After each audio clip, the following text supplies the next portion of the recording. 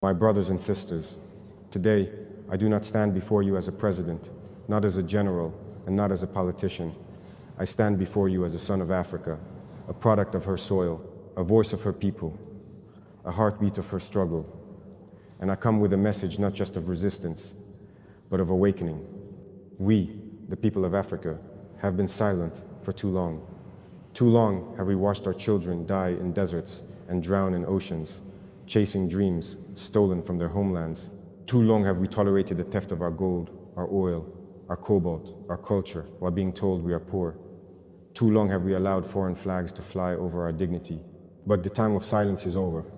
The time of begging is gone. The African lion is rising.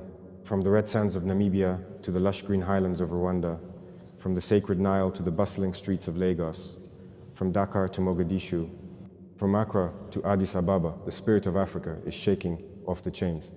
And that spirit, my brothers and sisters, will not be tamed.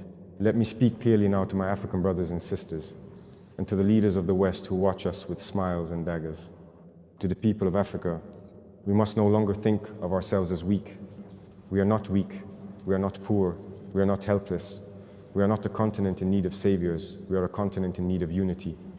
We are a people in need of truth. And the truth is, we have always been powerful, only we were divided. They divided us with borders we did not draw, with religions we did not choose, with languages we did not speak. They divided our tribes, our hearts, our dreams, so they could conquer and rule. They taught us to see each other as enemies. They taught us to believe that anything foreign is better, that our gods were inferior, our customs were barbaric, our skin, our hair, our tongues, not good enough. And yet, after centuries of exploitation, they come to us now wearing suits, carrying promises, speaking of partnerships. They say, we want to help you, we want to invest in Africa. But I ask, help us do what? Invest in what? Help us dig deeper holes to send more resources overseas? Invest in roads that lead only to mines? Hospitals only for their staff? Schools that teach our children to admire the very countries that enslaved their ancestors? Number, we are no longer blind. We're no longer asleep. The African youth is waking up. The African mind is being unchained. To the youth of Africa, you are not the future. You are the now. The strength of our nations lies in your hands. But that strength means nothing if you do not know who you are. Know your history. Read about the empires of Mali and Songhai. Read about Mansa Musa. Read about Queen Zinga, Thomas Sankara, Patrice Lumumba. Learn not from the colonizers' textbooks, but from the blood and memory of your people. Do not allow social media to define your worth. Do not let Western culture erase your pride. You are not an imitation. You are the original. We must educate not only our minds, but our hearts. Let us teach our children to farm, to build, to heal, to protect. Let us teach them to value the soil under their feet more than the passport in their pockets. Africa is not poor, it is plundered. Africa is not backwards, it is betrayed. And those who betrayed us now come wearing the mask of partners. To the West, let me speak without fear. Let me speak what many African leaders are afraid to say. We are not your experiment. We are not your dumping ground. We are not your testing lab for vaccines. We are not your charity case.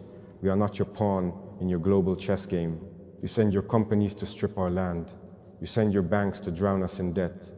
You send your media to corrupt our minds. You send your NGOs to spy and divide us. You send your soldiers and call it peacekeeping, but you keep no peace. You simply make sure we never rise too high. Enough. We know your tricks. We know your schemes. We know your puppets, some of whom wear African faces. But those days are ending. One by one, puppet strings are being cut. Africa will not kneel, not anymore. You fear our unity. You fear our strength. You fear a continent that can feed itself, power itself, defend itself. And you should not because we wish you harm, but because you know that a free Africa means the end of your monopoly. We do not hate you. We simply love ourselves too much now to let you define us any longer. To African leaders, this is your test. This is your moment. History is watching. Your people are watching. The ancestors are watching. Will you sell us for a plane ride and a handshake? Will you silence our voices to protect your seat? Or will you rise